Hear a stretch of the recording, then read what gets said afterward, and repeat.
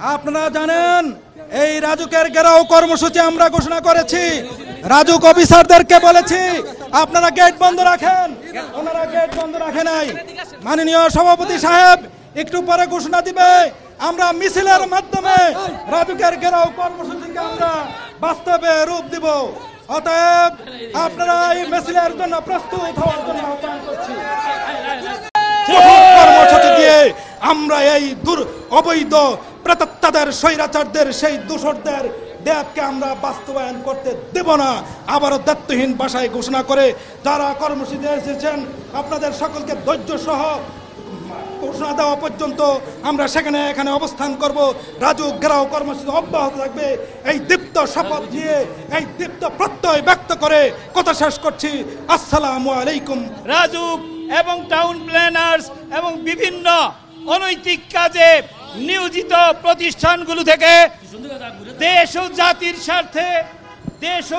স্বার্থে এই ধরনের সমাজ বিরোধী সমাজ ও রাষ্ট্রবিরোধী যারা লোক বসে আছে সেই সমস্ত জায়গাগুলো থেকে এই দেশবিরোধী ঘুষখোর সমাজ বিরোধীদেরকে বের করে নিয়ে যেতে হবে।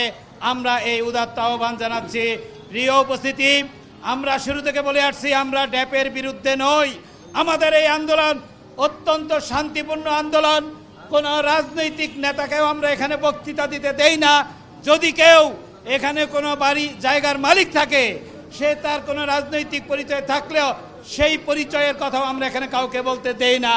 আমরা শুধুমাত্র এত বড় অবিচার হচ্ছে আমাদের বিরুদ্ধে, সেই অবিচারের কথা বলার জন্য আমরা শুরু থেকে অত্যন্ত প্রফেশনালি আমরা প্রেস কনফারেন্সের মাধ্যমে 2024 সনে আমরা প্রথম অবগত করি। আপনারা নিশ্চয়ই সাক্ষী আছেন, সকল মিডিয়া আমাদের সেই প্রেস কনফারেন্স প্রচার করেছিল।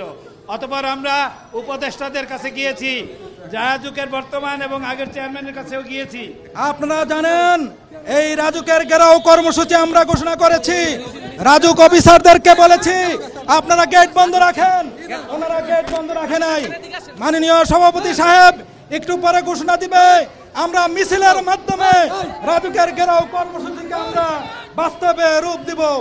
অতএব আপনারা এই মিছিলের জন্য প্রস্তুত হওয়ার জন্য আহ্বান করছি।